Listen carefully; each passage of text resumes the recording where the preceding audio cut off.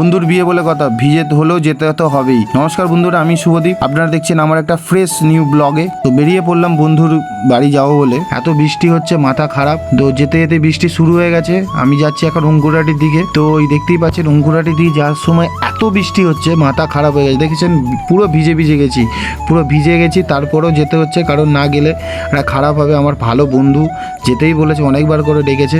যাই হোক, বলতে বলতে অঙ্কুরহাটি মোড়ের দিকে এসে পৌঁছালাম। কপালটা সত্যি এতটাই ভালো যে এসে দাঁড়াতেই সিগন্যাল পেয়ে গেলাম রাস্তা পার করার জন্য। সুন্দর করে রাস্তাটা দেখতেই পাচ্ছেন, আমরা রাস্তা পার হয়ে গেলাম। রাস্তা পার হয়ে ডুমজুরের রাস্তা দিকে এসে পৌঁছে গেলাম। তো এবার যাচ্ছি বন্ধুর বাড়ি।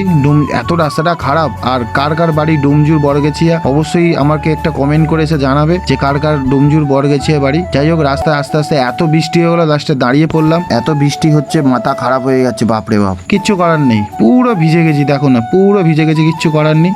বন্ধুর বিয়ে বলে কথা, একটু তো স্যাক্রিফাইস করতেই হবে।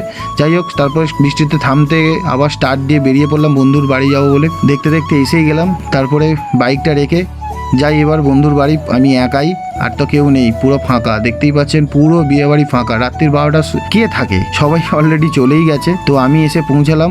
রাত তো অনেক হয়েই গেছে, এত বৃষ্টি হলে সত্যি লেট তো হয়েই গেছে। যাই হোক, বন্ধু নিজের বিয়ে বলে কথা, অবশ্যই এসে দেখছি আমার এই কটা হারামি বন্ধুরা রয়েই গেছে। তারা যায়নি, আমার জন্য দাঁড়িয়ে আছে। আরও কিছু হারামি বন্ধুরা ছিল, তারা অলরেডি চলে গেছে। অনেক রাত হয়ে গেছে তো আমার আসতে, তারা বেরিয়ে গেছে।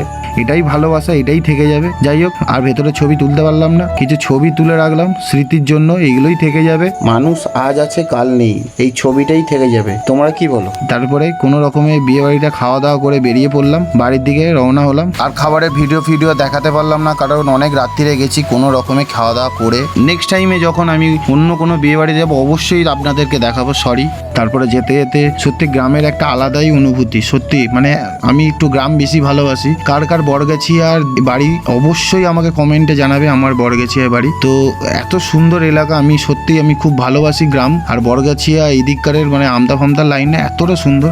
বড়গাছিয়া মোড়ে দাঁড়ালাম, কারণ আমার বন্ধুরা পেছন দিকেই রয়ে গেছে, তাদেরকে নিয়ে বেরোলাম। তারপরে বাড়ির দিকে যাওয়া হচ্ছে। তো কেমন লাগলো ব্লগটা অবশ্যই কমেন্টে এসে জানাবেন। আর আমার এই ভিডিওটা যদি ভালো থাকে একটা সুন্দর করে লাইক কমেন্টস করে নেবে। আর এইভাবে পাশে থাকবে। টাটা।